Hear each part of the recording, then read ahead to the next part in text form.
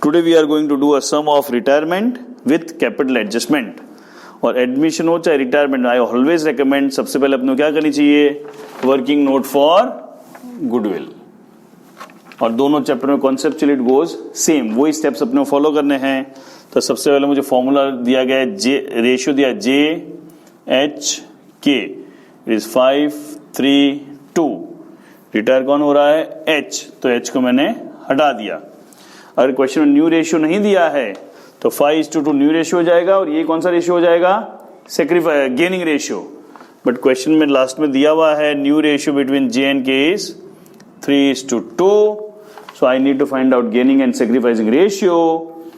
मैं बार बार बोलता हूं, मैं तो सेक्रीफाइसिंग रेशियो की फॉर्मूला यूज करता हूं, old ratio minus new ratio. लेकिन हमने एडमिशन में देखा है इसमें से गेनिंग रेशियो भी मिल जाता है. सो अननेसेसरी कंफ्यूजन नहीं खड़ा करते हुए I always recommend use this formula only. हाँ, एग्जाम में अलग से पूछा जाए, find out, give me the formula for gaining ratio, तो क्या लिखूंगा, new ratio minus old ratio. लेकिन अपने सम करने वाइज अन्य से दिमाग में कंफ्यूजन नहीं करना है. Sacrificing ratio old ratio minus new ratio, minus में आंसर आता है तो हम क्या बोलते हैं, गेन, प्लस में आता है तो क्या बोलते हैं, सेक्रीफाइस. सो कोई भी चैप्टर हो मुझे इसी स्टेप से चलना है, दिमाग में याद रखने का टेंशन कम. क्लियर है. सो आई एम यूजिंग सेम. तो सेक्रीफाइसिंग रेशियो के लिए ओल्ड रेशियो इज 5/10, 3/10, 2/10. क्लियर है. न्यू रेशियो दिया है, ये हो गया JHK. सो न्यू रेशियो दिया है, इट इज 3/5, और K का रेशियो है 2/5. इसका रेशियो है 0, so ये तो हो गया 3/10. इसको सिंप्लीफाई किया तो 2, 6 माइनस 1/10. फिर इसको भी किया इंटू 2, 2 2 ज़ा 4, माइनस 2/10. और माइनस में आया तो क्या होगा, गेन, गेन, प्लस में आया तो सेक्रीफाइस. क्लियर है. सो बेस्ड ऑन दिस मेरी एंट्री क्या हो जाएगी, JK to H.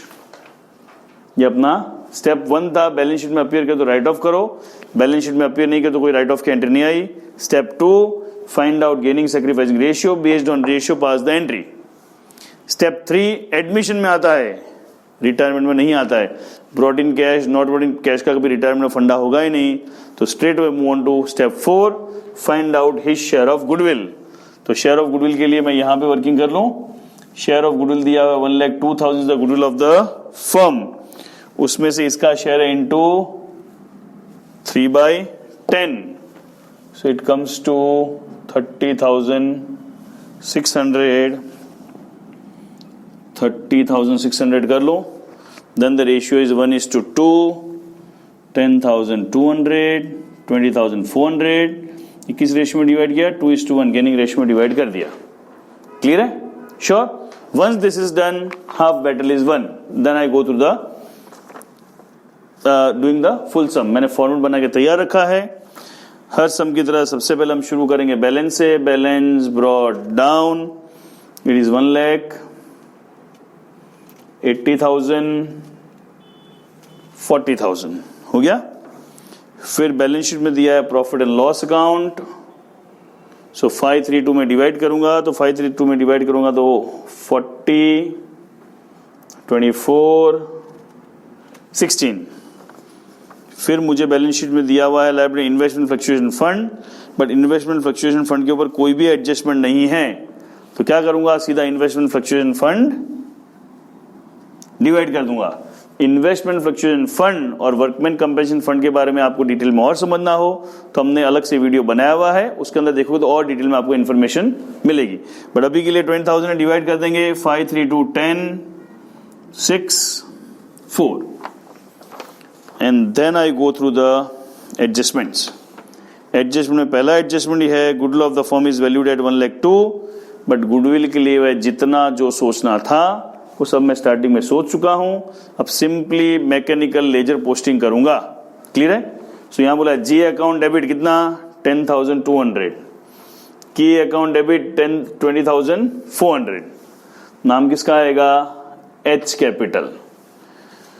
एच का अकाउंट क्या हो रहा है, क्रेडिट, तो एच के अकाउंट में आएगा 10,200, 20,400, नाम किसका आएगा, जे एंड के, साइड खुद की, नाम अपोजिट का, बेसिक रूल ऑफ लेजर मैंने अप्लाई करके लेजर पोस्टिंग किया है, डन।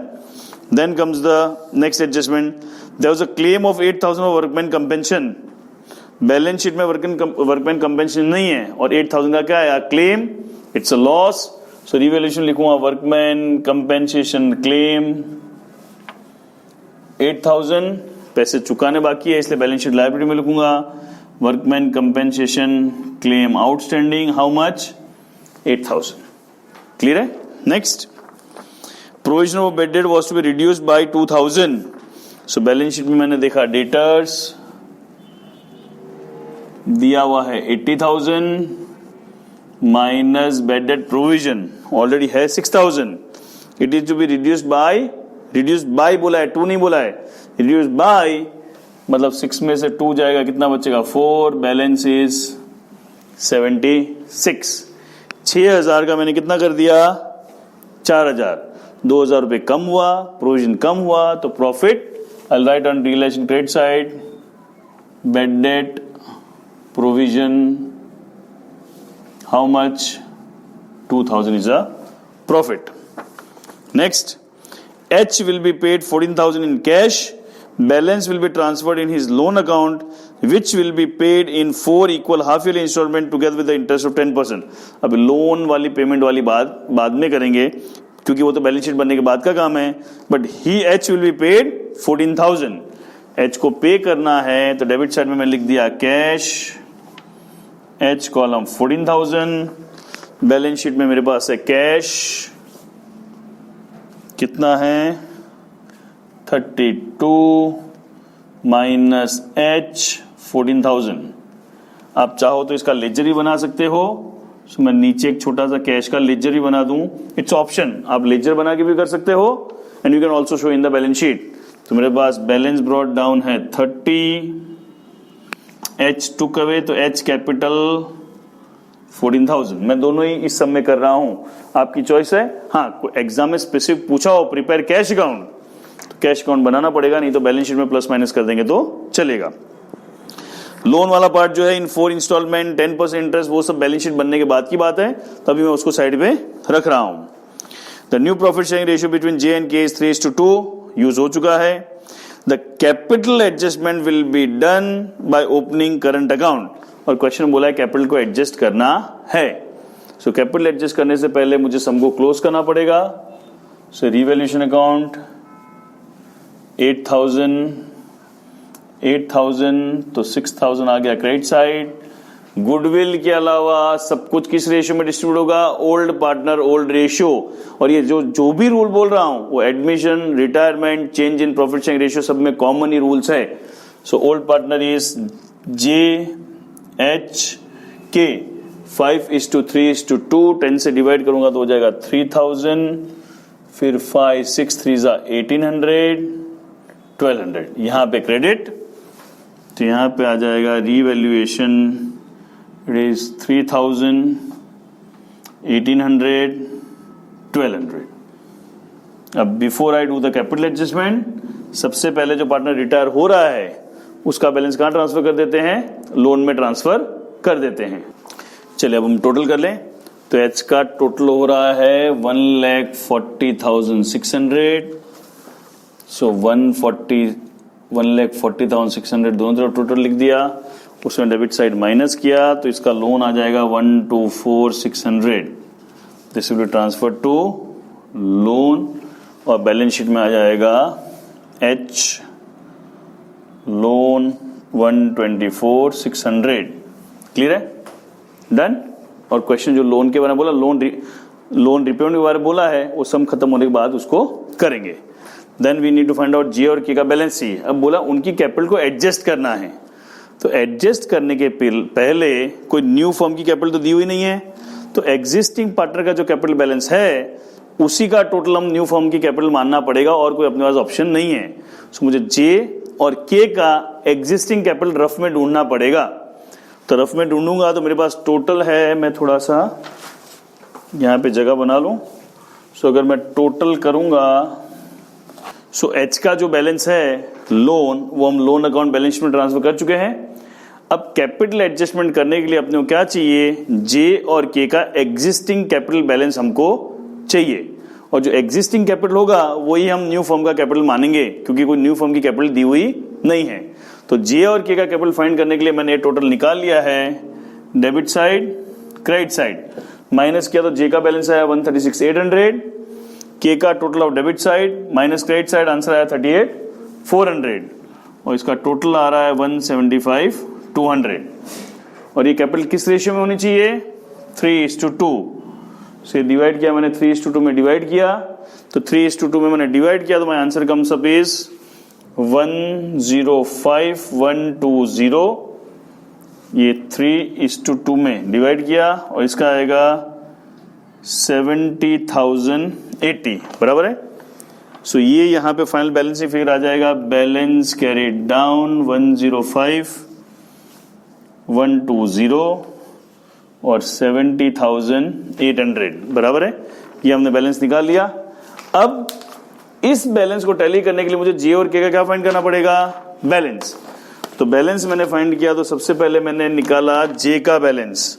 सो जे का मुझे क्रेडिट साइड टोटल ज्यादा लग रहा है, 1,40,000 एंड 1,50,000 आ गया।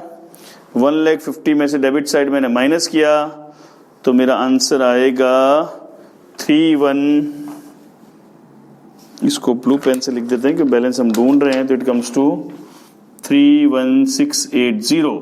और क्वेश्चन में बोला इसको कहां ट्रांसफर करना है, करंट अकाउंट में। सेम वे मैंने बैलेंस फाइंड किया के का, बट के का मुझे बैलेंस डेबिट साइड का ज्यादा लग रहा है, 70, 80, 90, 91,680, 91,680, तो इसमें बैलेंस आएगा 31,680। और ऐसे समय हमेशा ध्यान रखना, एक पार्टनर का बैलेंस आएगा डेबिट, दूसरे का क्रेडिट में, हमेशा सेम बैलेंस टैली होगा, क्लियर है। और यहाँ मुझे क्या लिखना है, करंट अकाउंट। और करंट अकाउंट कहाँ जाता है, same side of balance sheet. Same side मतलब इस तरफ जो है वो कहाँ जाएगा, बैलेंस शीट लायबिलिटी। तो आई विल राइट जेज करंट कितना, 31,680, और ये क्रेडिट साइड ये कहां जाएगा, एसेट साइड। केस एक लाइन छोड़ के लिखता हूं, कैश का टोटल करना बाकी है, केस करंट 31,680, क्लियर है, sure. And then finally I write down the capital का balance, capital account J K, it is 105,120, 20,080, no sorry 70,080, total हमारे पास था 175,200। अगर आपने कैश अकाउंट बनाया तो कैश का बैलेंस कैरिड डाउन 30 माइनस 14 कितना बचेगा, 16, और यहाँ प्लस माइनस सॉरी 32 है बैलेंस, 32 कैश बैलेंस इज 32। एक बार क्रॉस वेरीफाई कर लूं मैं, यस 32 माइनस 14, तो इट विल रिमेन 18। और बैलेंस शीट में भी अगर 32 माइनस 14 करूंगा क्या आ जाएगा, 18। Any of the method you can use. And finally we tally the old and new balance sheet. So land and building नहीं लिखा है तो लिखना पड़ेगा, land and building 1,24,000। Motor van नहीं लिखा है, motor van is going to be 40। That is investment remains same. Then comes machinery, same. Machinery है 24,000. Then stock नहीं यूज हुआ है तो कॉपी करना पड़ेगा, stock is 30. डेटर्स हो चुका है, कैश हो चुका है। लाइबिलिटी साइड आ जाऊं तो क्रेडिटर्स अनयूज्ड है, 42 इन्वेस्टमेंट फ्लक्चुएशन फंड यूज हो गया, प्रॉफिट यूज हो गया, कैपिटल का बैलेंस आ गया, and then it's time to tally the balance sheet. So finally the total जब हम कर रहे हैं तो टोटल ऑफ एसेट साइड आ रहा है 381,680 और मैंने लायबिलिटी साइड का टोटल किया तो आया 381,680. लेकिन इसमें एक मैंने गड़बड़ कर दी, वो हम ठीक कर लें. ये जो लोन अकाउंट है वो 124 कितना आना चाहिए 800. यहां मैंने टोटल में गड़बड़ की थी 14600 माइनस ये जाएगा तो ये आ जाएगा 124,800. उसमें 200 रुपये बैलेंस शीट का डिफरेंस आ रहा था, बट वो हमने लोन में करेक्शन कर दिया तो अपनी बैलेंस शीट 181,680 से टैली हो जाएगी.